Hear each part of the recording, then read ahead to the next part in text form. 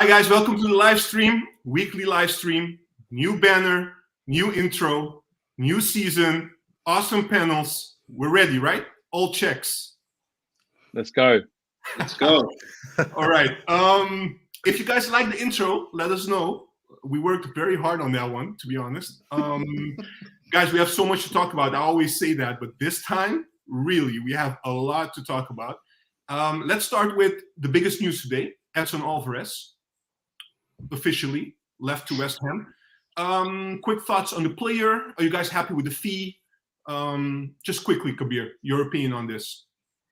Yeah, I think obviously going to be sad to see him go. I think that he was, a key player for us in his time with Ajax. But I think the time was right for him to move on. Obviously, it was last summer as well where he was angling for a move, didn't quite work out. But he was ever the professional. He, gave it his all in an Ajax shirt. And I think West Ham is a great step for him. Yeah. Papi, you? Man, I've been a fan of Edson since he came back in the team, let's say. So when he started, it wasn't great. But when he came back in the team, I was immediately in love with him, the way he plays. So I was kind of sad, watched the video, a couple of tears, not going to lie. I got emotional. But yeah, he deserves this. I think the fees are reasonable. Might be a little bit on the low side, but because we have the gentleman agreement, because he played so long with us, because his deal fell through last season, he deserves it. And yeah, we can continue with building our own team. Yeah, do you feel like the fee is a bit lower for what he's worth, honestly?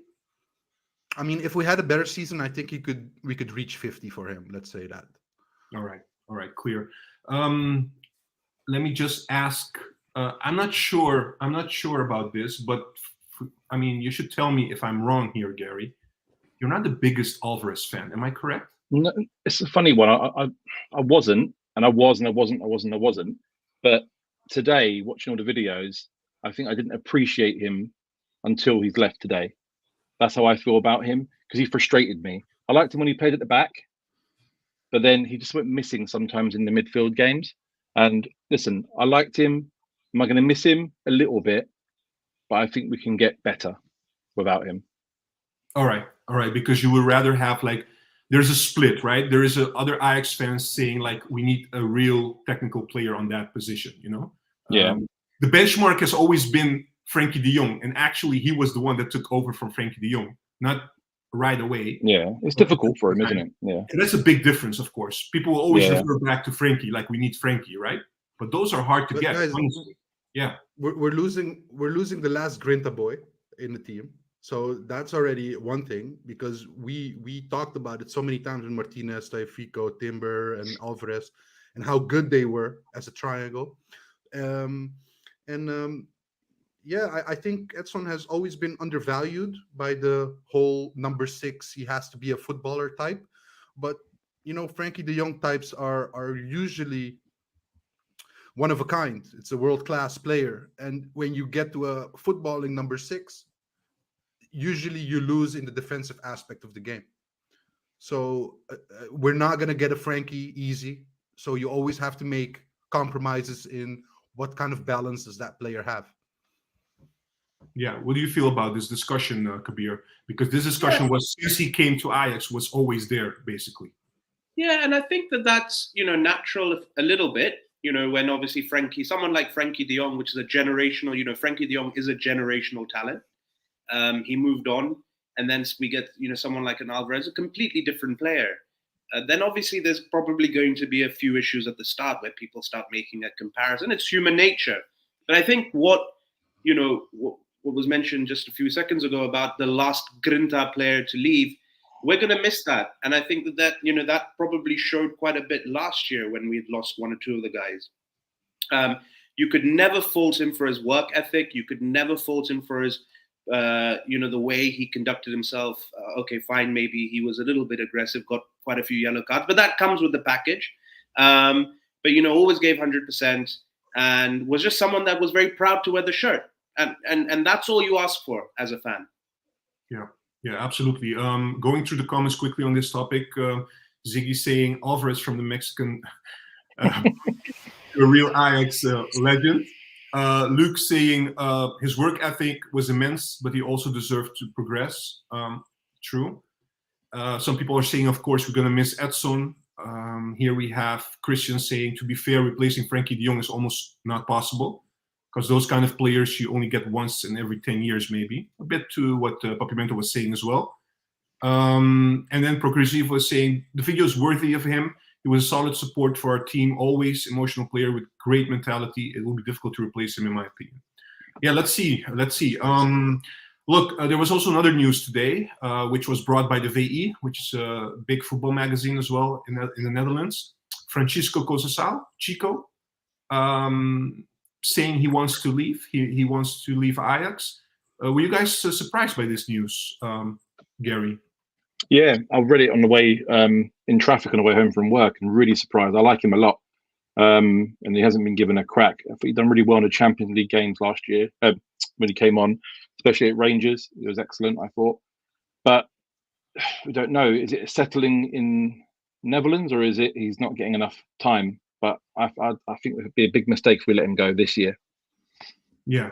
Yeah, but should we, Puppy, let me ask you a question, right, about Chico. I mean, apart, you can already share what you think of him as a player, but, you know, I always think, like, if players say they want to leave or they're open to leaving, not they want to leave, but they're open to this fact that they want to leave Ajax, should we then tell them, no, you should prove yourself, which is basically what was told by the Ajax management to him, or should we just let players leave if they want to leave? What's your view on this? Yeah, very difficult to answer because you don't know the inside situation of what's happening. But I might think that Chico is wondering, okay, we were buying all these new players. Last season, I almost didn't get a chance in Ajax 1. The team is in shambles, and still I'm not getting any chances. So what is my future at Ajax? And I think that's just a natural question to ask. I prefer players that say, I'm not getting the chance, I'm going to fight for my spot. But to be honest, in this day and age, there are not many players that do that. So that he wants to leave and try somewhere else is understandable. I wished he would fight for it, but if this is the way he wants it, then I'd rather him leave. I don't want players to stay here that don't want to be here. Yeah, I agree. Yeah. By the way, I want to bring this comment up by nickname. Thank you for reminding me this as well. This was very weird indeed. I mean, last week when Forbes was announced, in the same paragraph in the same announcement article, there was like a paragraph of Chico in which Ajax was saying, like nickname is mentioning, that Chico didn't perform in his first season. So basically, they were telling about like questioning his future at Ajax, which was very weird. Did you guys catch that one, or you guys miss it? It was really at the end of the article of the Forbes announcement. I saw it. I thought it was really strange, and a lot of people said take it down, didn't they, as well? Yeah. But it was a funny comment, and I just didn't know what to make of it. I wonder what you guys thought from the Netherlands. Was it a comment or was it a reporter writing it? No, it was Ajax article. It was the Ajax announcement, the official webpage of Ajax. Wow. Yeah. All right. They've removed it, which makes sense because that's just super unprofessional, to be honest. Okay. Yeah. Well, that's got to be what's happened. Why he maybe wants to leave. You know, got to be. Yeah, or maybe they already know that he wants to leave. Yeah, exactly. All right. Let's see what happens, guys. Kabir, I have a question for you. We're going to the transfers now. We will talk about Ito in a minute. We will have also a special guest, so we can ask him a couple of questions. The viewers can also ask questions to him if you guys want, of course. But let me go to the best news of this week, basically, up to this point. Sutalo, we reached an agreement, 20 million fixed. I think 3.5 or 4.5 add-ons, something like that. So he's coming. We just don't know exactly when, but most likely after the qualifying rounds of Zagreb. So it will be after the 19th, we think. So Zagreb wants, of course, him to play for the club first. Are you happy? Very happy. I think this is the guy that we've obviously it's been well documented. We've been after for the past maybe month and a bit now. He is the dream candidate, the number one on the list. Obviously, that phrase also came into the spotlight after Mislintat said that we're looking to go after our number ones on the list. Super excited. I think great age. If I'm not mistaken, he's 24. 23, I think. 23, Yeah. 24. He's played and plays for the Croatian national team. Obviously, they've been very good for the past few years. He's considered a big talent. And I think it's really exciting, to be honest with you, because also having seen a little bit about how he plays, it seems like it would be a natural fit to replace Timber. But also, I think, quite importantly, players from that part of the world, the Croatias, the Serbias, and obviously also the Latin Americans, they come with a certain mentality, a mentality that's very important to keep the balance in this current Ajax squad. So all in all, super exciting. To be honest with you, up until 2-3 days ago, I thought that, we'd put in a fourth bid again and it would get rejected. So this was a nice welcome twist. Yeah, absolutely. And after the season we've had, we're not playing Champions League. I mean, let's be honest, this guy plays for the national team. Yeah. So for him to say, I want to join Ajax, and he comes here, it's a big plus for us as well, right? Gary. Yeah, absolutely. Yeah, just quickly on Gary. Sorry, I have to laugh because before we started, actually, you were telling me like how people in the UK are getting crazy of all these gossips and transfers, in the transfer window. So Ziggy actually told me like right now, like, Juan, listen, about Sutalo, let's just wait until he sits next to Sven with a big smile, Yeah. All right. I'm excited to have him. I'm not going to jinx it, but it was mentioned by multiple channels, platforms that it's done. So let's see how it goes. Gary, about you, you're happy with that signing as well? I was nervous because I thought it was going to fall through. And it's like any new player that you don't really know about. You start doing a bit of research on. And I really fancy him to just slot in. And what I like about the Croatians as well, he plays around really good players like Modric and stuff like that. So his mentality is going to be excellent. And they're always strong boys from that country as well, really strong. Just hope he can settle in and just hit the ground running. I'm excited for this one. Just want to see him on the website with a shirt, not on a gossip column. Exactly. Listen, Christian is saying, maybe give it to you, Papimento. To be fair, agreeing with Zagreb to let him go after the match against Athens is kind of a risk. What if he gets injured and maybe not be able to play for the rest of the season? What would you say to that, Poppy? I think this is the number one target, and they wanted it. They wanted him, and I think this was the argument or the thing that was holding up the contract. So if this is the only thing, I would take that. It's basically a risk assessment. Would you take that risk? I think if he's really your number one target and you see a lot of potential in him, you should take that risk. Yeah, and also maybe what the team really needs, right? But I want to counter that and say, actually, yes, there's an element of risk, obviously, of injury, but if you flip it, he's actually had some important game time this season under the belt. And he'll be coming in having played matches that actually matter. So you're getting a guy who's, not sort of had a preseason with his team and then has to come in. He's ready to go. He's game ready. So there's always two ways to look at it. Yeah. So he won't be done with the qualifying because he has to help us qualify, basically, for the Europa League. Yeah. Right? A lot on his shoulders. Yeah, exactly. Absolutely. Let's hope by the time everything is settled, right? I mean, it's towards the end of the month, but still we have a couple of players we need. And every time, every week now, there are surprises, like Chico now. Somebody asking about Kudus, by the way, quickly. Philip asking what's the transfer update regarding Kudus. What we've read today also from the Football International was that basically he had 48 hours to react because Brighton and him already met weeks ago, and still he's stalling. He didn't make his decision yet and didn't reach personal agreement. So Ajax told him okay, you have, I don't know if it was Ajax or Brighton, I forgot about that one, but he had 48 hours. I think it was Ajax, and then they said if not, then it will be more difficult for you to leave because we will ask a higher price for you to leave, right? You guys are okay with that, or you guys think okay, that's a bit harsh maybe for Kudus? What do you guys think? No, I think it's fair enough. We're now we're sort of entering into the second week of August. We can learn from the mistakes last year, right? Where things were happening last 24 hours, 48 hours of the window. We want to avoid that at all costs. It's only fair that an employer asks that, look, we want some form of clarity. And I think that's not unreasonable at all. I think 48 hours is enough for him to make a decision as to whether he'd like to join another club or not. I think it's obvious as well that he wants a bigger team than Brighton. That's the obvious delay, right?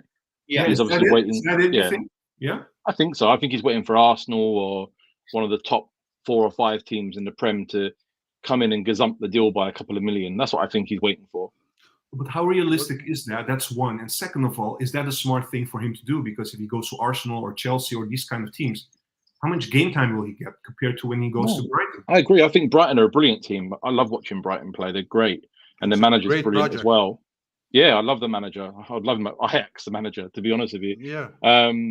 But that's how I feel. I feel that he's, I don't know if it's an Arsenal thing with Partey in the middle because he knows him from Ghana. I don't know. Chelsea keep changing their mind between the Southampton player and the guy from Brighton. So I just think he's waiting to see what happens this week. And then I think we'll know more by Friday. Okay. So tomorrow, basically. Yeah, I think by Friday, Saturday, I think it will be tied up. Once he knows he hasn't got the real move that he wants, then I think he'll end up staying for one more year or going to Brighton. All right. So the only thing that was holding up the deal, what I read, was that he wants a release clause in his contract, so he cannot be held captive like Caicedo this summer. Because he could have left to another team as well, but they denied him the move. So that was what I read from Kudus. So it's a contractual thing more than okay. All right. Okay. Thanks for adding that to the argument. Gotcha. We touched upon Sutalo. We touched upon we have to talk also about Forbes quickly because we had a live stream last week on Thursday. I think he was introduced just right after. I think the day after. So Forbes, and then also in the weekend, Medic from the second Bundesliga, guys. So quickly on those two names, what you guys pick up from those signings? And also we saw them play against Dortmund. We will touch upon the last friendly that we played. So let me just do a quick round. Puppy, what about the two signings that we had last week towards the weekend? I mean, Forbes, we know he's speedy. We know he's going to be fun. But during the friendly, he came in. I didn't see much yet. So I can't say how excited I am. I do see that he's quick. But you did also see that when Kudus went to the bench, the team became different. We weren't creating as much. We weren't as controlling as we were before. So I want to see if he can do more. Project himself. Let's say. Yeah. This was his first match, Yeah, so I couldn't see much. And Medic, I thought he seemed ultra fit. He had that cross from Kudus, which he could have finished already, being in the box as a defender. That's plus, but he should have finished it. But I mean, look, Sven, the way he's targeting these transfers, Juan, 190s, 188s, 193s. It's all huge players that we're getting, and it's actually the total opposite of what we're used to at Ajax, if you think about it. That means he did his homework because I know that last year we conceded a lot of goals from set pieces, to be honest. So he did his homework on that one. So let's see how it unfolds. Kabir, your quick thoughts on those two players? I actually think it's great that we're going towards, tall, strong players. I mean, historically speaking, we have always struggled to score from set pieces, and we've always conceded from set pieces. So I think it's great to have length, to have strength in the team. Look, I'm excited about Forbes. He obviously is the star talent from the Manchester City Academy. Okay, fine, he wasn't able to break through, but if you can argue if there's one team to break through, and it's very tough to do so at City. But super excited. I'm assuming that Guardiola would have also told him about the virtues of joining a club like Ajax. Do you think he did that? Do you really think? I think Guardiola is someone that has stated on many occasions that he loves everything around Dutch football. He loves everything, around Ajax, and obviously, romanticized by his relationship with Johan Cruyff and Ronald Koeman and whatnot and all that. The influences that he had whilst growing up as a youngster at Barcelona about Dutch football. So I think so. Who knows whether he would have had that conversation, but let's say if Forbes went up to him and asked, I'm sure Guardiola would have been quite glowing about the prospect of joining a club like Ajax. Excited. Again, I don't really want to judge him from a preseason. It's his first. He's probably trying to settle in, etc., etc. But he's explosive. He is direct. He likes the ball in his feet, but also crucially, as a winger, he also likes to run deep. And that's something that I feel that we've probably lacked since David Neres, to be honest. So all of that super exciting, and I think Medic, okay, fine. A defender from the second Bundesliga. I mean, truth be told, I didn't really know too much about him before we signed. But let's say, strong, fit guy. Again, got that Balkan mentality. And look, the second Bundesliga is a very physical, strong league. It's, like the championship in many aspects. So, let's see how they pan out. Let's see how they pan out. We have to see more of them, right? And probably we will see more of them in the next few weeks because we have to play Eredivisie games. Gary, a question for you: Does the signing of Forbes complicate things a little bit for us? Because we will touch upon that later in the show. But knowing that Bergwijn is now the captain, and we'll talk about that later. But Bergwijn's favorite position is left wing, and now we have Forbes, or Carlos, or Borges, who also his best games were left wing as well. Yeah. What do you think of that?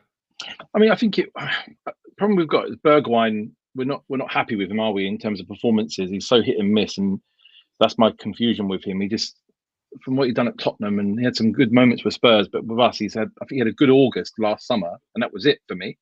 But we'll just see how the season starts. What I'm trying not to do is put myself and too much pressure on Forbes to do really well, because the interview is great. He's fun to listen to. He's a good laugh, but he's a kid as well, and he's come from Man City. And like Kabir said, if he was really top class, Guardiola would have given him time. So he's done it in the last year, in my opinion. He has given players some first team performances. He didn't give this guy one. So to answer your question, complicate it? No, but are we buying him to start straight away? I don't know. I don't think we are. But so I don't think it complicates it this year. But I think because of the games we've got with the home games and the Eredivisie, get him in those games early. Get him in the qualifying game. See what he can do. Give him a chance. His record's good for the youth team for City, right? His goals are good. Yeah. His assists are good. Give him a go.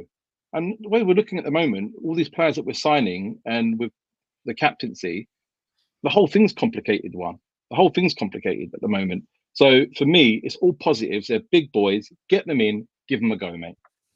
All right. We will touch upon later when we talk about Heracles and how you guys want the starting formation to be like. But we also have to touch about another player, which we referred to at the start of the show, Ito. We're being linked with him a lot. And we invited, of course, Felix, who will join us right now.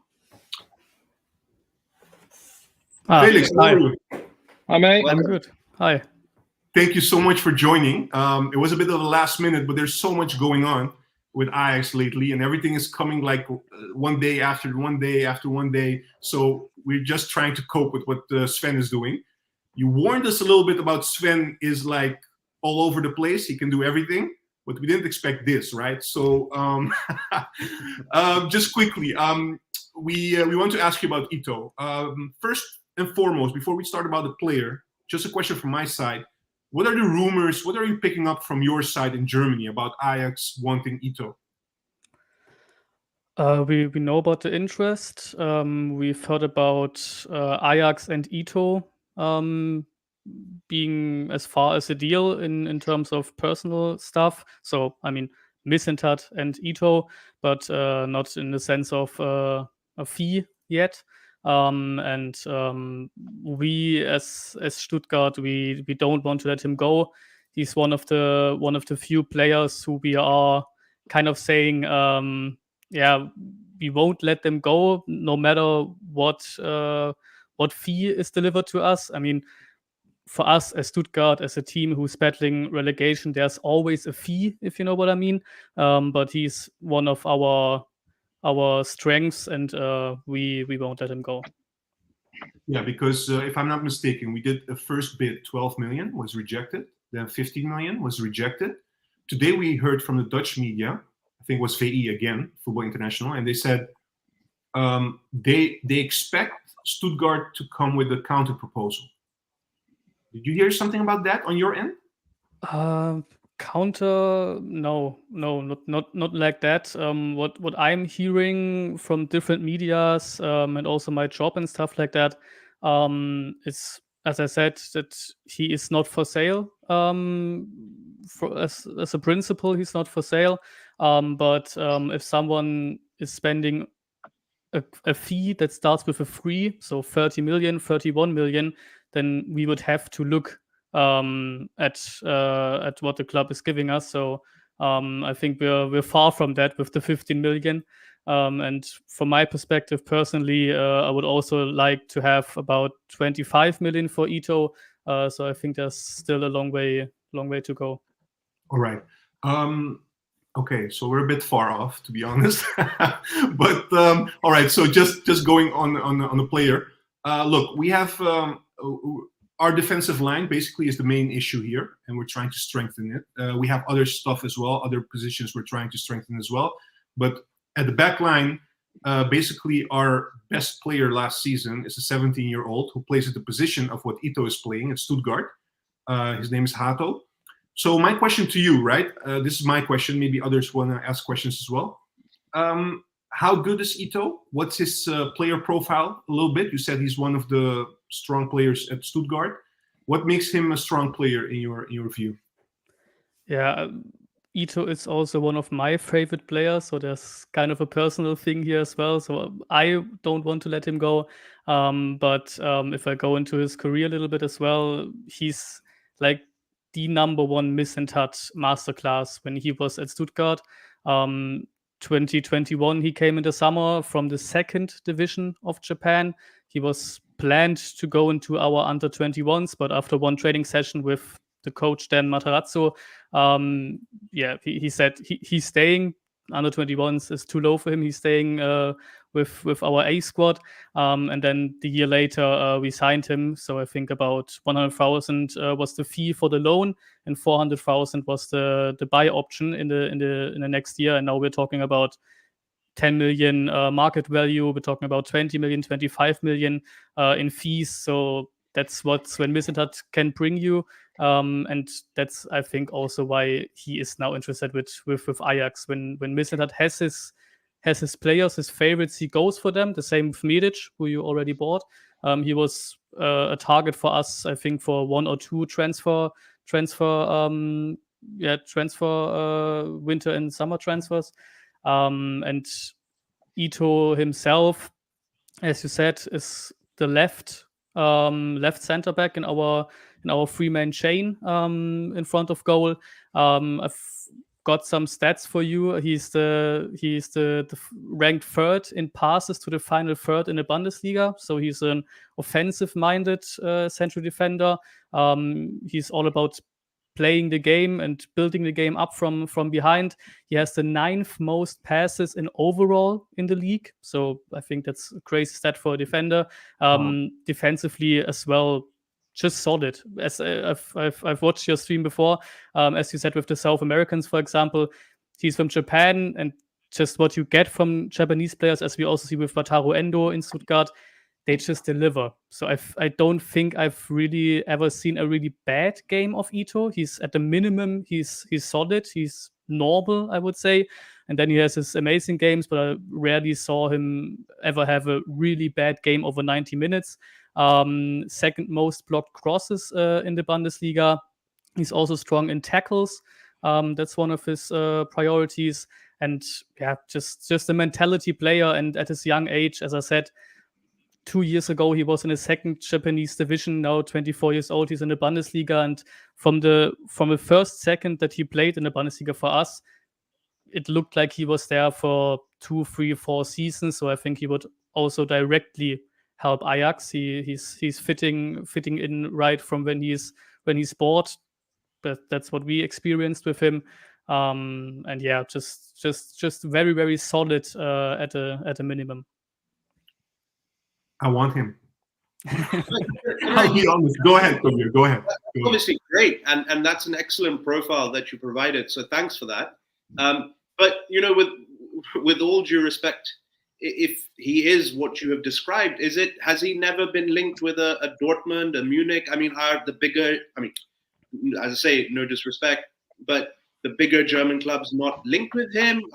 Like, what's the situation with that then? Bayern and Dortmund, no.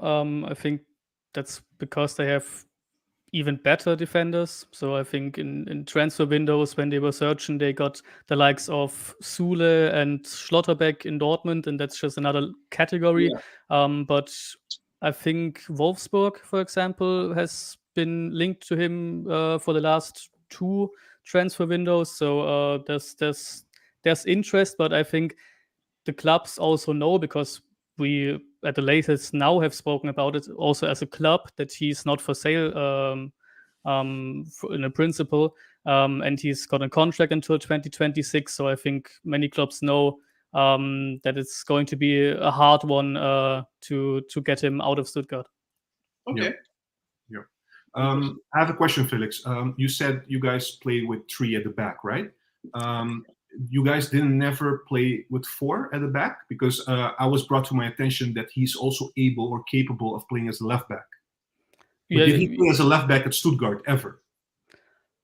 I think just as a kind of substitute for when Borna Sosa couldn't play as left back. So we're playing with 3 center backs and then 2 wing backs left and right. That's the thing that we want to do.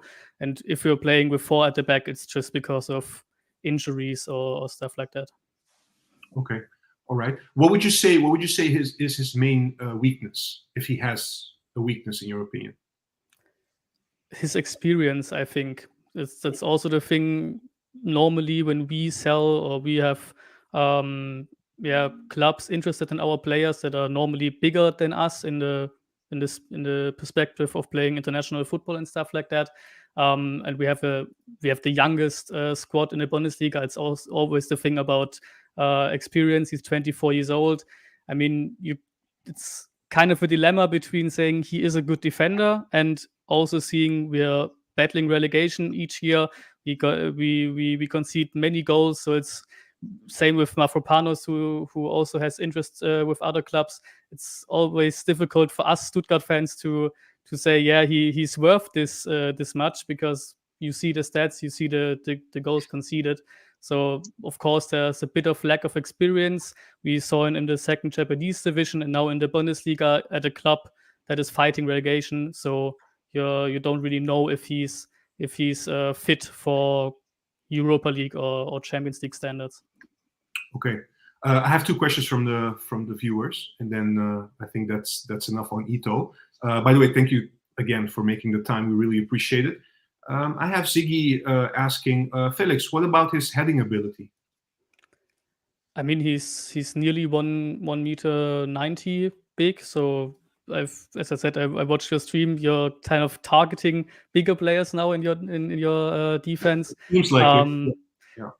I mean, if you look at our back line with Mavropanos, with also Anton or Zagadou, I don't think he's the one to look at when it comes to I think the big defensive stats, if you know what I mean, heading and the physical ability. As I said, he is the one to build up the play, who is very good at reading the game in the terms of tackling, where he has good stats, and in the terms of playing the ball forward, going forward with the ball, playing long passes. That's kind of his big strengths. I wouldn't say he's bad at defending, but still, as I said, with many goals conceded and very difficult seasons, you can't really say he's amazing at defending, of course, as you can't say about our other defenders in the back line. But I think for the physical defender part, you are kind of looking at Mavropanos, Zagadou, and the other players, and he is really for the beauty of the game. Yeah, I have DNNY who's saying like maybe we should consider Mavropanos, but if I'm hearing you between the lines, you're saying, correct me if I'm wrong, Ito is the best defender you have in this squad, in the Stuttgart squad. Is that correct? Apart from the different positions, I understand.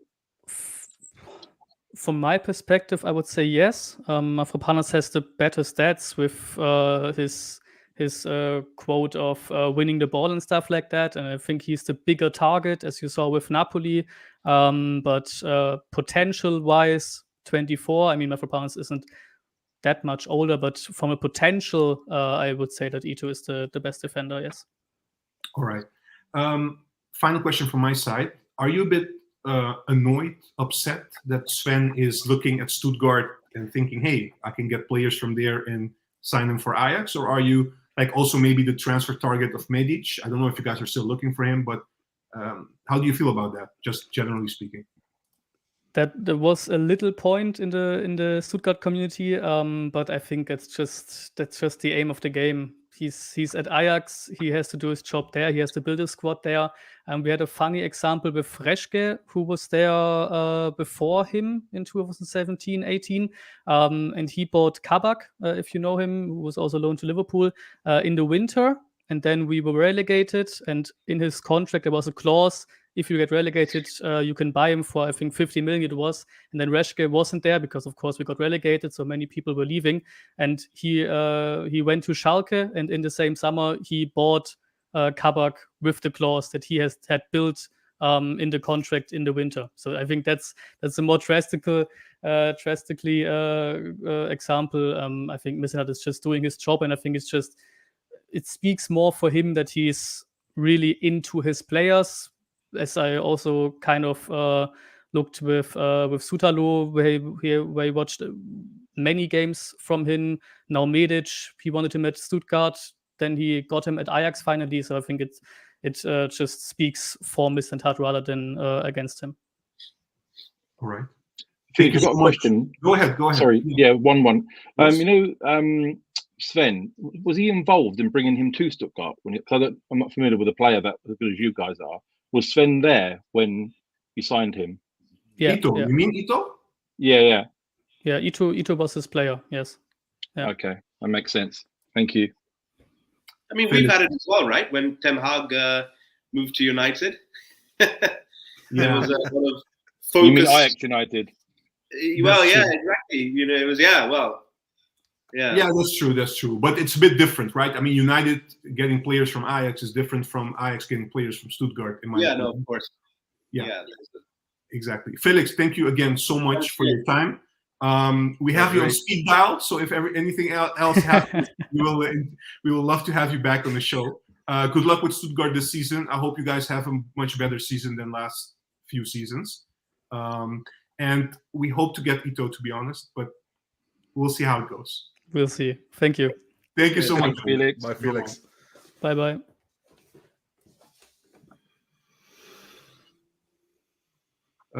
Yeah, man. So the best defender in the world. What do you guys think? Are you guys convinced? Are you guys in for him, or Are we looking left back? 30. I'm thinking. Not for that much money, but are we thinking left back instead of Wijndal? No. The thing is, then, they want to get him, and Hato will be pushed to the left back position. That's why. Okay. Yeah, because look, I tweeted last week. Like, I don't understand why we're gonna spend so much money on the left center back. While we have Hato, which is like a big talent, right? And a lot of Ajax fans came to me and they told me, like, listen, you cannot count on a 17-year-old to play like all the games, right? And you know how it goes with youth players. They can also have a dip and these kind of things if he gets injured. I mean, at the end, they were right. But it's just hard for me that we have to push Hato because Hato's best position is the center, in my opinion, also in the youth. So it feels like it's strange to me that we're going to push him to the left back. And, also like Wijndal and Salahuddin and, I don't know what's going to happen with them, to be honest. But yeah, it's very complicated. I think, Juan, it gives him the proper opportunity to grow in his role. He could learn the left back position a little bit coming seasons, and he could grow into the central role for Ajax. Because he is only 17 and he does lack the physical aspect of the game yet.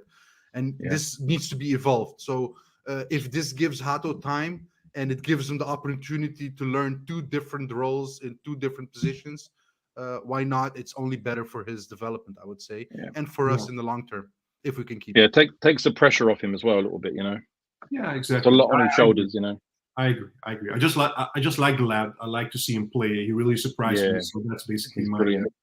fan Right. heart talking. You know how it goes sometimes. Yeah. Just going quickly on the comments, then we move on to the season predictions, basically, which everybody's waiting for. You guys are waiting for as well, I would assume. So Sepp is saying, listen, let's Sven cook in Japan. So Bus, I think we covered this. He's saying, what's the plan with Hato if Ito comes? Yeah, I think he's going to play left back, to be honest. That's what I think. Let's see how it unfolds. But do you guys think that we will go so far? I mean, he was talking about 25 minimum, but maybe even 30 million.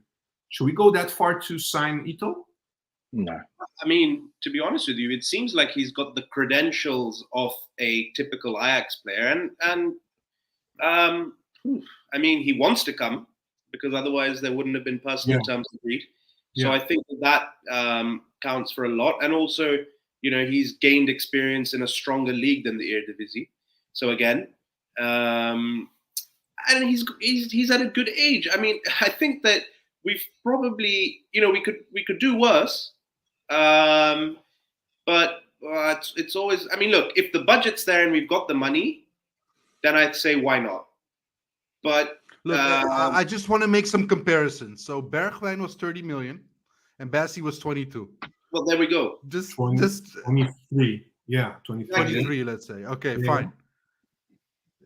This guy would be in between. Yeah, this guy's a 15 to 18 with add-ons for me. Nothing. Yeah, but more. look, guys, we had Jose, right? Not so long ago, I think a week ago, like a bit more than a week ago, and he explained the finance situation of Ajax. So we're not playing Champions League, and it's very important this year to qualify for the Champions League for next year, right? So how far should we go, in terms of our finances and stuff? I know we're selling players as well, Edson, Timber, Bassi. Now we're also hearing about Darami, 70 million. So we are getting money in, but how far should we stretch ourselves in terms of signing players, getting players in? Because to be honest with you, when I spoke with Felix and the other guys, Sven is also known to get like diamonds, his diamond eye, like talents, and maybe he did that with Forbes. We don't know yet. We'll see. But if you look at Sutalo and you look at right now Ito, the targets, these are not diamonds. These are expensive players for Ajax standards. But we don't have a great base to start off with. So he cannot only focus on the gems, I would say. He needs to start build a team, because that team wasn't good enough last season and wasn't balanced, as we said. And after the balance is done and he has a certain player, from there he can build out the depth of the team, the quality, the gems, the etc. But now it's about this season, short term, building that team, getting quality in, and making sure we can compete. Yeah. All right. Anyone want to add something to that? Do you guys agree with Puppy? Nobody shares my maybe financial worry a little bit? No, I think that with a new, staff, I think that the same mistakes won't be made as last year. At least that's what you would hope. So, and I think Mislintat alluded to it as well. He goes that there are very many other clubs who would have gone through what Ajax did last year and would have been like, nope, we're going to be very stringent. We're going to be very thrifty, very sort of, finance conscious. But I actually think that, and he said, but Ajax aren't going to do that. So I feel like if there's money there to be spent, he will do it, because it's his first summer in the job as well, right? So naturally you want to get the raw talents, but you also want to get the experienced guys that have done well previously under your watch. Yeah, absolutely. All right, just going to the comments one more time, and then we'll move to the season predictions. I promise. So I'm already getting people like when I say last question, it's not the last question. So I'm getting a reputation here, guys. Okay, hold on. You want to do that at the end, Juan, or you want to do that now? What do you mean? No, we're gonna do it. Still have some points. No, you have some. Yeah, we have some points to talk about, but I wanna talk about the season predictions. Just go and talk about something else quickly. Let me see. So going back to the comments. So Nickname is asking, look, about Edson, just quickly, should we replace him? Fans seem to indicate during the open day interview, which was on Tuesday, that he does want a pure ball winner for the midfield. He was contemplating about that. He didn't know, but he thought maybe we need somebody like that. What do you guys think? Yeah, I think we should get Iyong Eno back out of retirement. No, seriously. Do we need a type of Edson, or should we move past from that? We have Tahirovic, give him the keys. We have Vos, let him try it. I also heard that maybe Ito can play as a DM as well. Somebody told me that. Ito will be more a deep lying playmaker, I feel, then, with his abilities on the ball. He'll probably be, I think, if you want a DM, defensive midfielder, breaks down the lines, is the wall, up until here and no further. Yes, I think that this Ajax needs that, because, we still are raw. We're still slightly inexperienced in certain areas. So I feel that if you've got someone that can take the ball off, can just, break down the opposition attack and then pass the ball to your teammate and let them do the rest. Yes, I think still that's what this Ajax needs. So I'd give the green light for a like-for-like replacement. Because also, I'm thinking now, there are a lot of elements. There are a lot of elements in the starting 11, right? So if we're talking about a DM, let's just focus for a minute on the midfield position. So probably the one who's playing next to the DM will be Branco, or as Papimento likes to say, Franco, right? Yeah. So Van de Boom will play there. So who will be the 10 options? We have options. Maybe we touched upon it before. Maybe it will be Forbes might get a chance on the left wing. People are talking about maybe Bergwijn moving to the 10. We have Berghuis. Although he's suspended for the first 3 games, but he's an option as a 10. Taylor is an option as a 10. So what do you guys think? I mean, if you look at those players, should we have somebody like you're saying, Kabir, on a DM to counter, balance those players? Yeah, absolutely. I think so, because you don't want to. There needs to be a balance in every midfield, right? So I think that just the way I see the squad composition, and if I look at potentially things that went bad last season, then I think that discipline is absolutely something that we need in this squad, even for this season moving forward. And I know there's the Tahirovic angle as well, and he sort of played a similar role at Roma, but he's still young and inexperienced. So if we can get someone that is fairly similar to Edson, I still think that balance is necessary. But then my question to you is, what does this mean to Vos? Yeah, of course. But again, is there? Can you rely on a young talent to play every single game? Can you rely on a young talent? Yeah, but can you? But then there's always going to be inconsistencies with the young talent, right? Of course. And so I think that is the Ajax way, though, Kabir. That is the Ajax way. I do feel if we have the position from a young Ajax player, I don't feel the need to go out and buy someone, except if it's really a totally different profile that we don't have. But if I'm listening that Ito could play the CDM role, if I'm listening to Medic Jakov, I think he also can play as a defensive midfielder. Yeah, but I don't think. Yeah, but those are not their natural positions. Though. Positions, yeah, I understand that, but we are still Ajax, and if we have talent on certain positions, we should give them the option to play.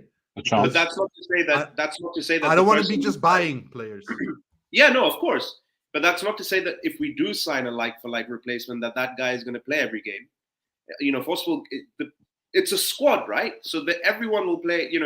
There's a lot of games to be played. So I think, and you can look at it the other way. If we get someone fairly experienced in for that position, then that's also someone that Foss can learn from, that the younger players can learn from. So that's my take on it. About if your budget is already limited and you still need a left back, in my opinion, you still also need a replacement for Rensch. In my opinion, you need a striker. In my opinion, you need a right winger.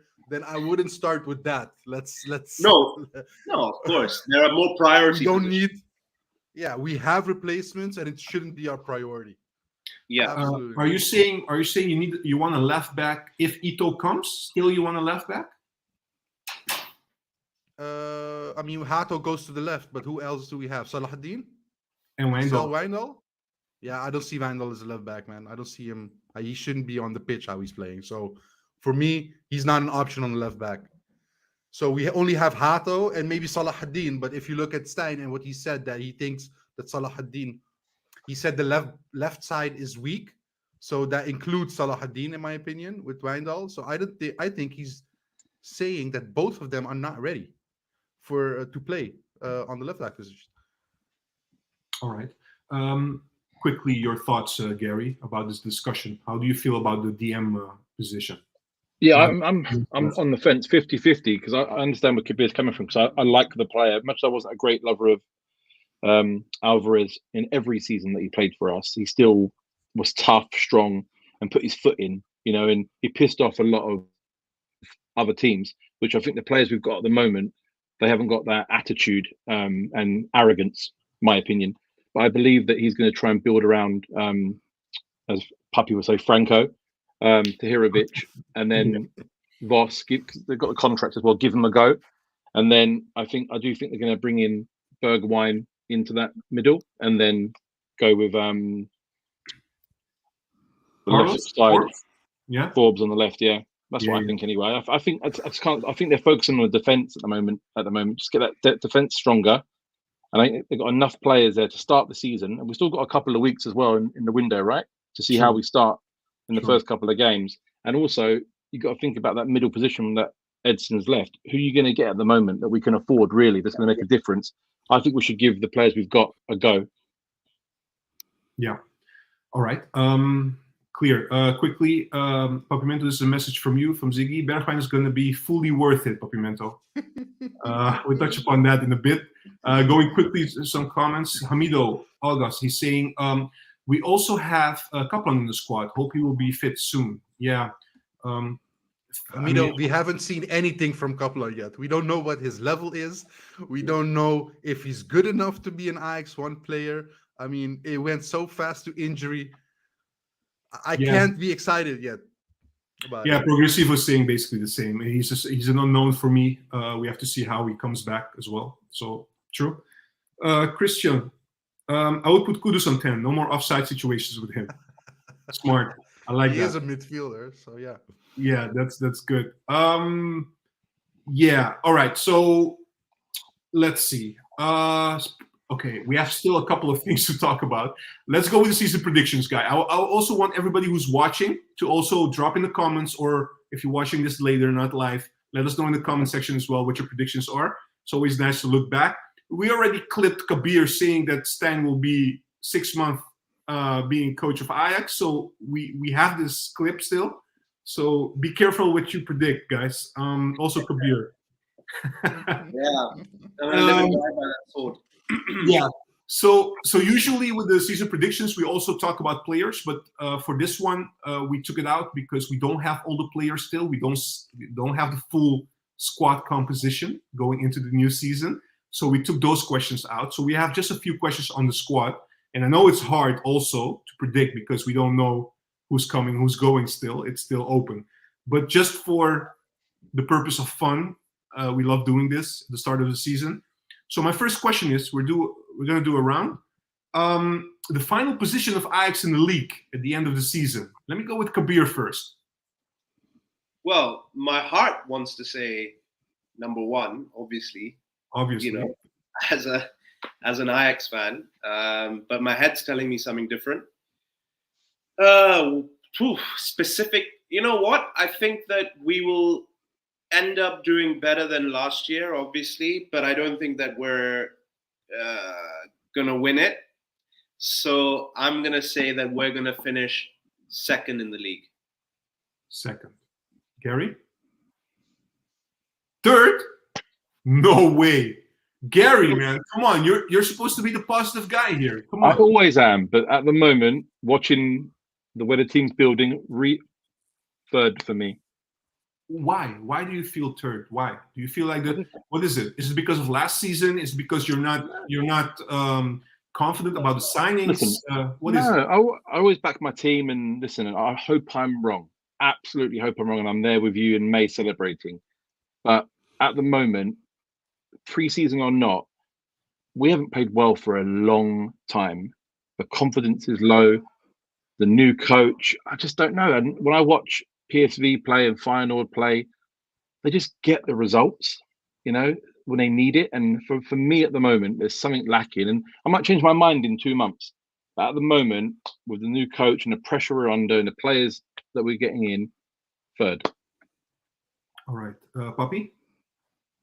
I think second. Not because I think we cannot become number one, but I think second is just the time we need to get this team to gel in the beginning. So I think we might lose some games or lose some points in the beginning, but it will pick up during the season, and I think that will launch us to second place. Yeah. So I'm looking quickly on the messages that we are getting, the comments. Yeah, some people, they're not that positive either. As a team, here we go. Angelo is saying, as a team now, 4th or 5th, would love to be 2 or 3. Ziggy is saying, wow, Gary, the 3rd, that's a hot Sorry, take. Ziggy. Ziggy. Here, best case 3rd place, worst 6. I mean, come on, guys, what is this? Christian saying main focus would be top 2. Just make sure you play Champions League next season and have that 40. Actually, it's going to be 70 million, Christian, because of the new format. So it's going to be even more money. So people are saying, let me see, 3rd. Oh, here we go. Positivity coming here. Casa saying 1st. That's, number 1. Okay. Snap is saying 2nd. And Anthony Vandenberg is saying we're going to the Champions. All right. So my second question. My second question of the predictions. So this is a little bit more difficult, of course, because this is more exact. So how many points will we end up with at the end of the season, Popimento? 85. 85, and we'll be second. Yes? 85? Yeah, yes? I just said something. So 85. 85. Okay. Kabir? 77. 77. That's the Jesus. 3rd place. That's a bad season, bro. No, I think no, it doesn't have to be, because other teams could be doing worse. All right. But 77. Carrie? 72. 72 Third points. place. Oh, man. Oh, all right. Shit. But Juan, I want to ask you, you're obviously seemingly disappointed in all of our predictions, but yet all of our predictions are still similarish. And if you look at the comments, no, I'm not. No, of course. Look, it's basically what you think, right, and what you're feeling. I cannot judge that, but it's just to me also reading the comments, listening to you guys. There is this weird, how do you call it, feeling among Ajax fans that I haven't witnessed in a while. But just because everything is unknown. There's much behind that, though. It's not. Right? Look at what. It's not caution. We don't know we don't know any of the players. We only know 6 of the starting players. We don't know this coach as an Ajax coach. So yeah, it's so many new things. I think. And Papa, there's 6 players, and there's only 4 of them you don't even like. Exactly. Oh wow, we have somebody here. There's no ingredients. You're saying 93 even. So all right. There's no ingredients for it to be, for us to be saying we'll become champions with 2 fingers in our nose, right? As the Dutch saying goes. But but at the same time, we're Ajax, man. Come on. We are Ajax, but that doesn't give you any guarantee to mean that you're going to win the league. You still have to go out and perform. You still have to give 100%. You still have to have the right players, the right mentality. Things have happened even in preseason where it is, Tadic is left. Bergwijn is the captain. Results-wise, preseason, it's been, okay, and I know preseason results doesn't matter, but results-wise, it's been the worst in a very long time. We're signing players from the 2nd division in Germany. We're being linked with a striker from the championship. We're signing youth players from big clubs. What's the whole, I don't see that there's much ingredients to be overly optimistic, rather realistic. All right. I think some people are agreeing with you and also telling me, listen, it's good not to be cocky after such a season, also as a supporter. Remy, you're right. You're right. I understand. And we forget that the competition got stronger, or Feyenoord didn't get stronger. But if you look at the coaches, I will come to that in a bit. Millennium was saying we were Ajax. Now we're trying to find out who we are. So yeah. Sep is saying, Juan, we love you. Love you too, man. And they're saying, but we just got a megaton hit last season. I agree. That was like really bad season. I totally agree with that.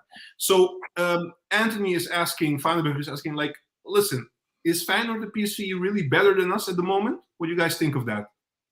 I hate to say it, but I'm going to say yes. No. That's my personal take on it. Is Yeah, that Yes, I want you to like give better the argument players? so I can give you no. Better players, you mean? Better squad, better coach? I think better coach, maybe. both of them have a better coach than we do. That's for sure.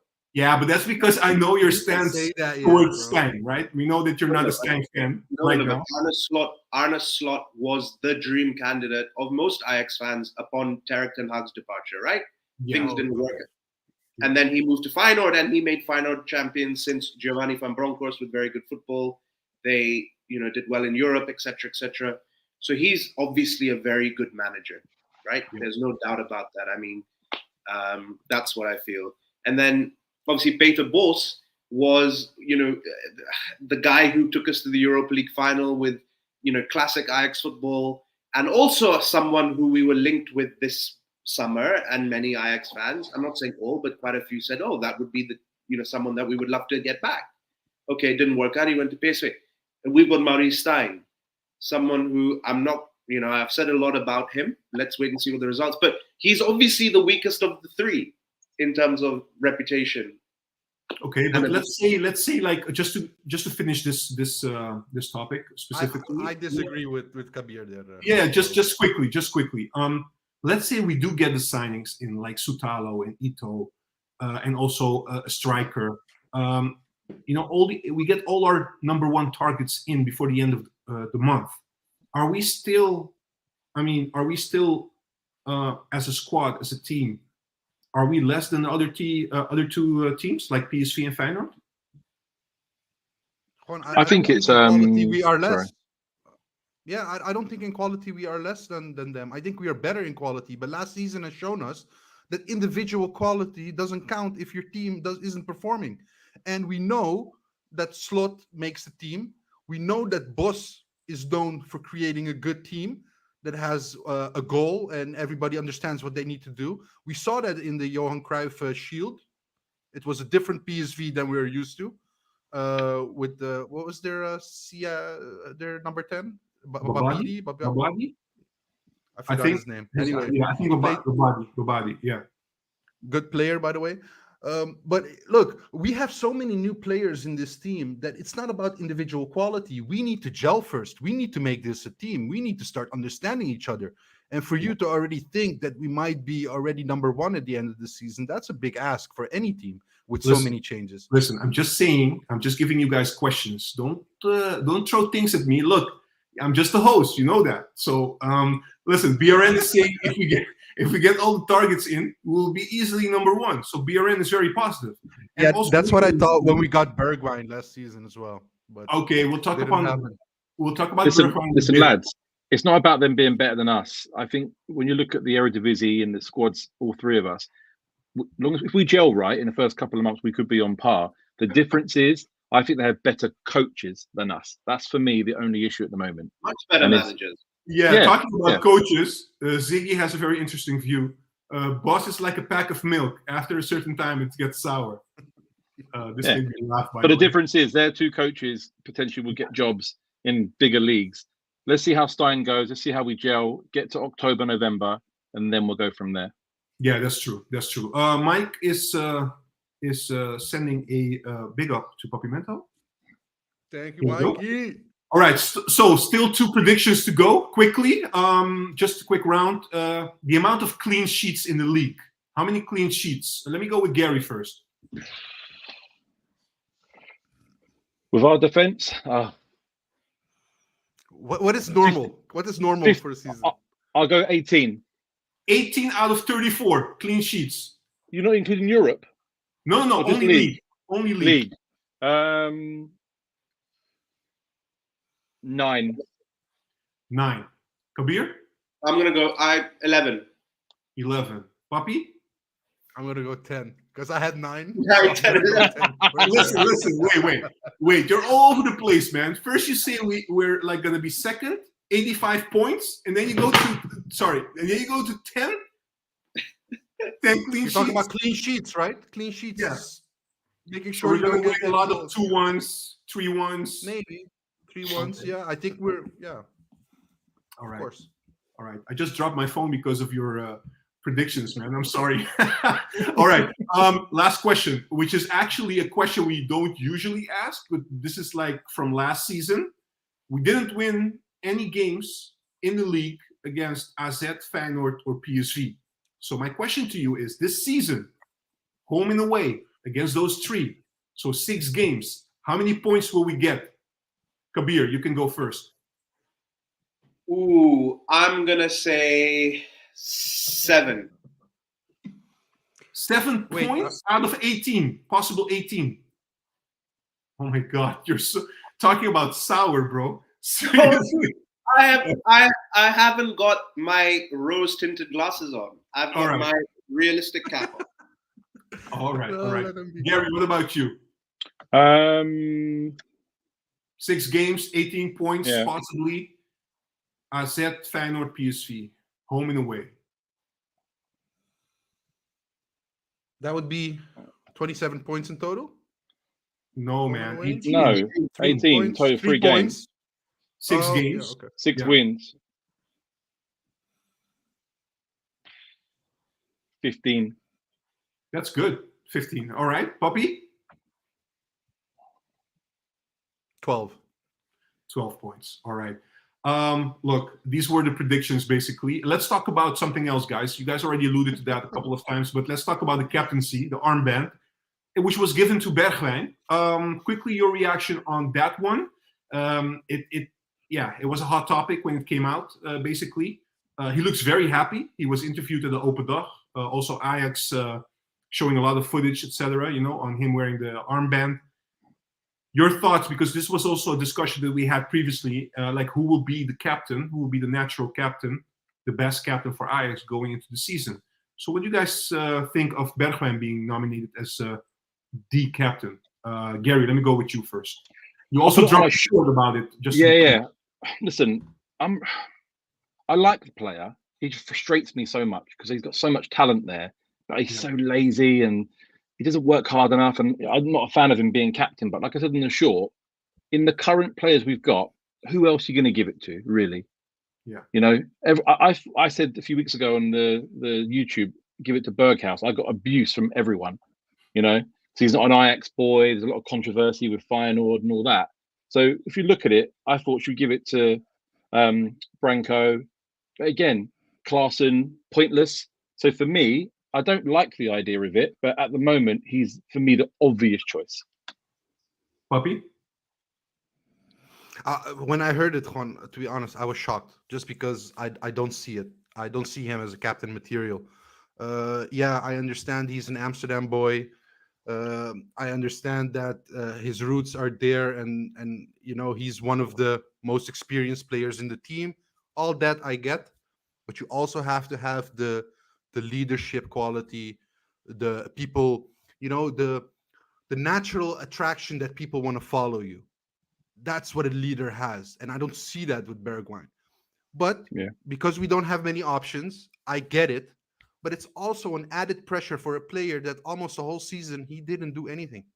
He didn't prove anything. He has the highest salary in this team, and you're putting now extra pressure on him to be the captain. Okay. It's a big what would have been your choice? Because Gary is saying like it's an obvious choice if you think about it, because there's no one else, to be honest. Like what would you do? Before they answer that, did anyone see him interviewed by the Ajax media about being captain? Yeah. Did you see how he responded? Yeah. Very flat, And but that's the way he is. That's the way he is. It's not going to change. It's not the captain that I want. That's just how I feel. I want someone vocal, leader, strong, dominating. And he just went, I'll carry on doing what I do. And I didn't watch that. The interview was over in 20 seconds. Yeah. And he did say, Gary, look, he did say, I'm going to do it my own way. He might have a different way of leadership. Yeah. That's fine. Listen, but everyone's different. I'm going to back him, but of course we have to. Yeah, and that's it. We haven't got another choice. But his interview for me, he just looked embarrassed and shy. And he might be different in the changing room. Of course, we don't know the guy, but just I didn't watch it and go, oh yeah, I can't wait till next week. You know? And look, Juan, what pisses me off more is, Kudus and all these other. There are some players that get bashed immediately for doing something stupid, and then there's this guy because he's from Amsterdam. Okay, he has the highest salary. Nobody talks about it. Didn't do nothing all season, and still they expect him after a couple of games that he played okay in the preseason.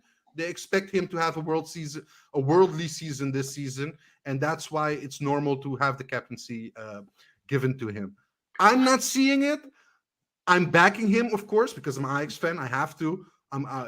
If he does well, all credits to him. I just don't see it. Would you rather give it to Klaassen? No, I would rather give it to Franco, my buddy. Even okay. Just a Even quick if he's note, new, because he has more yeah. leadership qualities. Okay, just quickly before I go to Kabir for his reaction as well. There are comments flowing in, like who did play well last season. I mean, where you're pinpointing Bergwijn. I agree, and I agree also with what Gary said. I also get very frustrated how Bergwijn plays because I feel he can do much more. And when we signed him, as opposed to Sahbi, for instance, who was very critical of the signing, I actually thought Bergwijn will be like an instant impact on this Ajax team, and he hasn't done it yet. And I'm very, very frustrated and also disappointed about that. Maybe this season, maybe you never know. Like Gary also said, this can be make or break. Basically, maybe this will give him wings. Who knows? And also, somebody else was saying it's very hard to take over the captaincy from Tadic, of course. Hard to replace Tadic's leadership from Furkan. I guess he's a Fenerbahce fan. But I'm just saying maybe also the fact that the Tadic left, maybe that's a good thing for him as well. It has to pan out. We have to see how it goes. But one thing we have seen in the preseason, he looks more energetic. He looks more dynamic. He's running more, also making deep runs. All these things we haven't seen last season, almost. But also, I saw against Dortmund, huge chances being missed again by Bergwijn. 2 huge chances, and one was a shot against the keeper, or both were shots against the keeper. I don't remember, but yeah, but you will always have that, man. I mean, that's like honestly. No, sorry, no, those are 100% goals for me. Yeah, but there's also Broby also misses a lot of chances, to be honest. But okay, Kabir, your point of view on the captaincy, and then we move on. I think that it's a gamble by Ajax, and I think that they've thought, we signed this guy for big money. He was meant to have an impact last season, which he didn't have. Let's give him the added responsibility of captain. Let's boost him up a little bit. Let's make him feel like he really has to deliver every game, like how a captain should. I agree with Gary. He's got a very flat personality. He didn't win very many points, and he was like, no, I'm going to do things differently to Tadic, because fact of the matter is, okay, he doesn't have to be like Tadic, but Tadic was the best captain we've had in a very long time for his work ethic, for the mentality he brought across, for the extra training he used to do, just everything around Tadic, and just to be like, no, I'll do it my own way this time around. Everyone's a professional. Everyone knows what they need to do. I don't think it works like that. And secondly, when we signed Bergwijn, this is a guy that some people were saying like he's too good for the Eredivisie. With his qualities, with the experience that he has already in his career before moving to Ajax. No, it wasn't even us saying that. There were Dutch pundits. I remember seeing that on ESPN. They were saying he's too good. After the Groningen game, for instance. For sure. There were people saying that he was too good for Ajax, and he should be too good for the Eredivisie and for us, but he isn't. So what's that down to? That's a mentality thing. And as a captain, your mentality always has to be right and spot on and leading from the front. So he doesn't possess those characteristics. But who would be the other one you would give it to then? Well, I mean, I know he's just joined the club. I mean, you would look at Klaassen, but obviously, is he 50-50 whether he's going to play much or going to stay? I think it's less than 50-50, to be honest. But yeah, you look at Bergwijn, obviously, with the Feyenoord background and whatnot. Then you're left, I mean, maybe Alvarez if he had stayed, but whatever.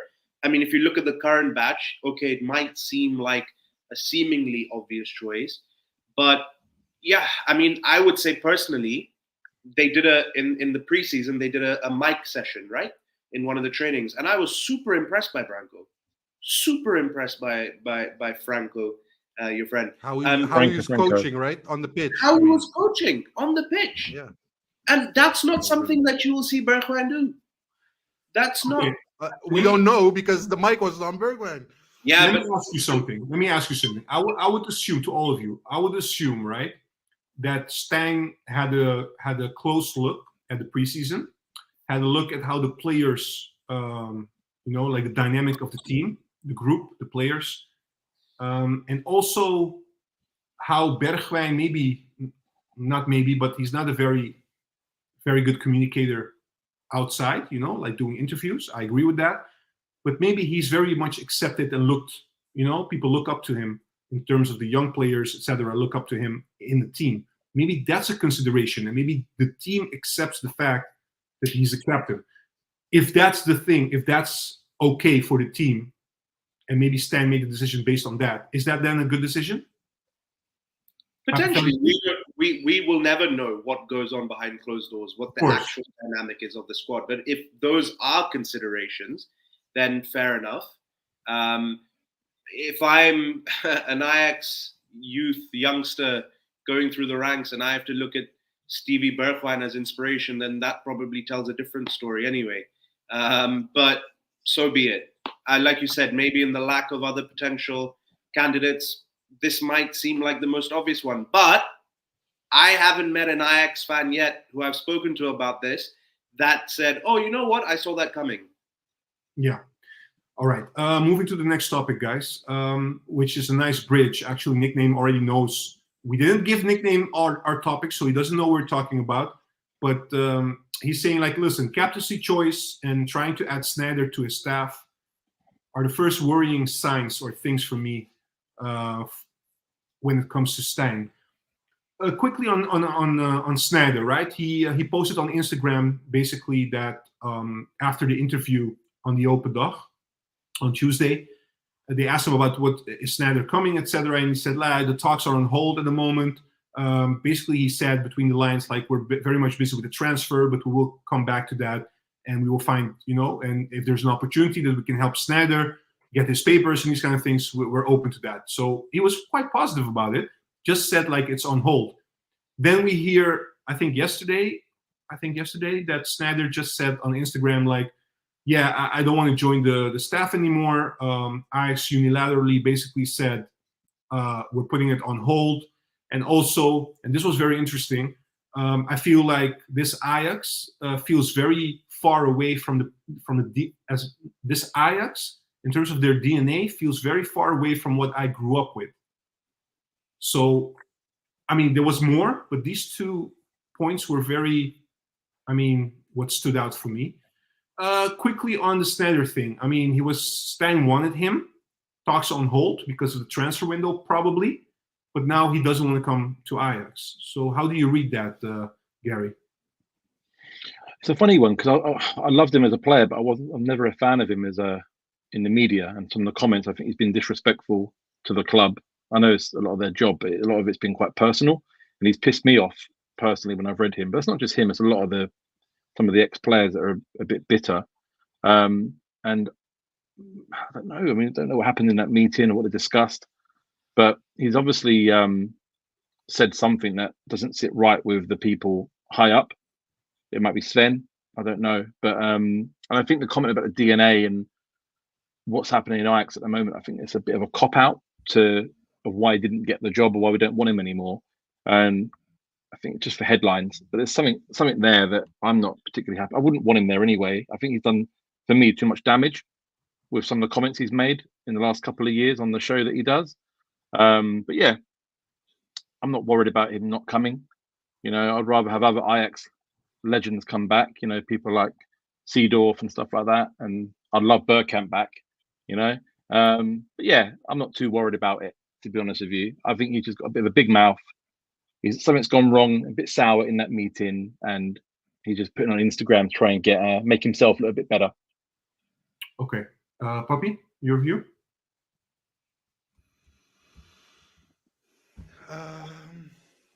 Look, Snyder, I was already worried when I heard Snyder wants to be added to the technical staff. First, I wasn't sure if that was for management purposes or really added to the coaching staff, but it was for the coaching staff, right? Yes. And in that sense, he doesn't have his diploma. He is Ajax DNA, so I think that's the reason they wanted to talk to him, because we are lacking Ajax DNA with the amount of staff that left, etc. But if you compare him to Maduro and how serious Maduro is busy with his coaching aspect, his work basically, and you look at Snyder, then they are far off in what professionalism look like and what just an ex-legend looks like that wants to be a part of something but still hasn't given everything to reach that. And I think Snyder is still there. He needs to get his coach's diploma before he gets hired anywhere. I think Ajax is good for making this decision, and only serious people at this point, Juan. Not only because you have the name of an Ajax legend, you should be welcome back. No, you should also have serious plans with Ajax and a goal. Wow, Kabir, you want to add something to that? Yeah, I think I'm probably a little bit in the middle, to be honest. I think that there is something to be said for adding someone to your staff who has played 130 odd games for the national team, who has won Champions League, who's won league titles, who's played for some of the biggest clubs in the world, and is quite clearly probably one of the biggest players that we've ever produced. And, I think that experience that he can bring to the squad, to the young squad, is something which I think could have proved beneficial. I don't think that in Holland we take the ex-legends too seriously. I mean, if you look at guys like Seedorf and Davids, for instance, and all the other ex-legends and guys that have really achieved in their career, we don't really tend to give them the due respect that they deserve post-retirement. I feel No, Kabir, sorry, I have to interject there. It's not that we don't take them seriously. It's just that we know that being a coach is a completely different job and I don't think that he than being a player. Yeah. And But we just assume that because you're an amazing player, you can be an amazing coach. And that's not the case. So that's where the disrespect comes from. But I don't think that that's the point, right? Like, I don't think that Wesley Sneijder's appointment was there for him to make all the tactical arrangements and to analyze the opposition. No, he's there to impart his experience, which is a hell of a lot more than Hedwiges Maduro. Of course, Hedwiges Maduro is someone who's tactically more astute and is probably going to end up being a good manager in the future. But having that experience around a young Ajax squad would have been beneficial, I feel. But I also agree that, 1 week Sneijder wants to do this, the second week he wants to do that. Then there is, inconsistencies around what he wants to achieve. But that still shouldn't take away from the fact, I believe, that he is, like you guys have said, an Ajax legend and someone who I feel could have imparted some form of, experience. Look, the only thing I would say to end this discussion is, I was a bit annoyed by the comment about the Ajax DNA because it's not the first time he made that. It's not like the first time he made that comment. He also expressed that a couple of times on the show that Gary was talking about, Veronica Offside. He said a couple of times that Ajax is, parting a bit from the DNA and I don't recognize the Ajax anymore. And then when he says, I want to part ways, I don't want to do it anymore, and then he brings up the same argument, then I'm thinking, so you were willing to talk to Ajax, and actually get hired, but now all of a sudden, again, the DNA is brought up. No, but that's just a thing that he said, they probably rejected him or something's happened, and he's like, let me bring up the DNA argument. I wouldn't look too much into that personally. Okay. All right. That's what I feel. Okay. I mean, I don't. It's like, how do I give a reason to save face? Is what I feel. Okay, you don't think he really means it, No, because like I said, I'm in the middle. There are things that I feel Sneijder could have added, but there are also things that he says where you're like, but that's more as a media personality. Yeah. All right, guys. There are a couple of topics still we have to discuss, but I'm just gonna ask you guys one more question, and then we end up the show.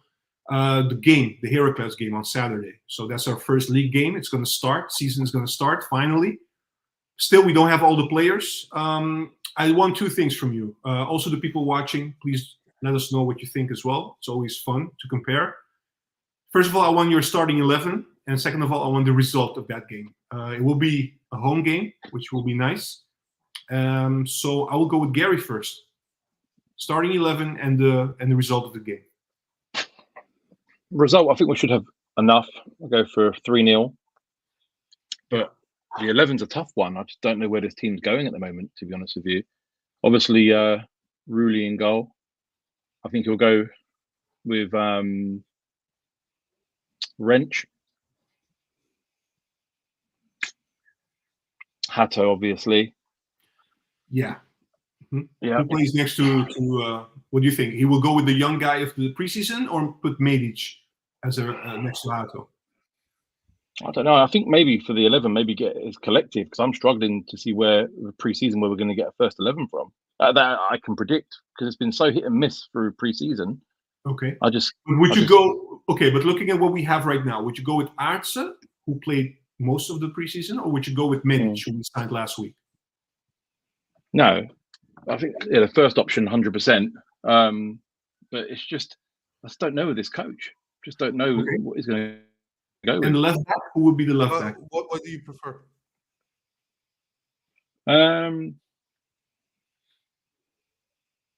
Want me to go first? I'll go then. Yeah, you go, Puppy, on this one, because I'm not prepared with the 11 of who we're going to get. I just don't know. I just don't know who we're going to go with. No worries. Go ahead, Puppy. I mean, we don't have much available, so it's going to be a Wrench, I guess. And then I would go for Medic just because of the length and the strength in the balance with Hato. Salahuddin on left back. Tahirovic in front of him. Branco, Berghuis on 10. If Kudus is still Berghuis cannot play the first 3 games, Puppy. He's suspended. Sorry. Then can Kudus play? Then I would put Kudus on 10. Chico right. Oh shit! Wait, Bergwijn. So you're going to put 2 players in that probably want to leave. You want to put them in the starting 11. No. Forbes on right wing. Yeah, let's do him on the right wing. Bergwijn on left wing, I guess, and Brobbey striker. We don't. And who behind? Who's 10? Who's 10? Kudus. Okay, that's what you want, basically. And what's the result going to be? No, what? I think a 3-1. Kabir. So I think it's going to be a very sort of ugly win. I think maybe 2-1. I will go Brobbey up top. I will go Forbes on the left. I will go Kudus on the right, because I feel like there's more freedom that you would have on the right. You don't have to be as tactically aware as a number 10. So on the right, I think Stevie Bergwijn as a number 10. Then I want to go Branco. I want to go Tahirovic. I want to go ASC. I want to go with Hato. I want to go with Medic. I want to go with Wrench, and then Rulli. Okay. Gary, you agree with those, or do you have Yeah, different views? I mean, I think it's about right. I think Forbes will start 100%. Okay. I think he'll play Bergwijn in the middle. There's 10. I think he'll do that, and then go with Brobbey up front. All right. Okay. Am I the only one that doesn't see Bergwijn as a 10? Just asking. I think I don't know if they said what they think they would do or what they think the 11 would be. The coach will do. Yeah. Okay. Yeah, exactly. So, all right. Okay. So, guys, this is the end of the live stream. Just before we end the show, just a quick update on what we're planning to do this season, because we haven't mentioned anything. So we will continue with the game talks. Every game, right after the game, we will have one panel invite, and we will talk about the game and how the game went. Just a quick reaction. But there's a difference between the game talk this season and last season's, which is we're doing that live as well. So 15 to 20 minutes after the game, each game that we will play this season, you will see us go live in 15 to 20 minutes. You guys can join, of course, right away. You guys can also drop comments. We will have a live discussion, and we'll try to make it like interactive as possible, but it will be, again, a quick match reaction. So we will not talk for an hour. Not want to disappoint you, but it's going to be like 15 to 20 minutes max. And in terms of the live streams that we have regularly on Thursday, this will be the same. We will keep doing it on Thursday. Now we know that we're playing Europa League, hopefully, or Conference, but hopefully Europa League. What we'll do is, if we have an early game, then we will watch the game. After the game, we will have a live stream in which we talk about the match, all the panels involved, like this setup. And if we have a Europa League game, which is a bit later, we will have a live stream before. We will touch upon the game that's going to be played. Probably we're going to also touch upon the starting 11 and all these kind of things. But after the game, we will have the regular game talk as well, which also will be live. So a lot of live sessions this season, and we're here to please everyone. Let's hope it's going to be a wonderful, wonderful season. I know we were not very optimistic today, not me, but hey, you know, Ajax fans are a bit worried after last season, which I totally understand. Other than that, guys, if you haven't yet, smash the like button. And of course, if you haven't yet, subscribe. And let's see what happens with Heracles, guys. See you on Saturday. See you guys. Bye, everyone.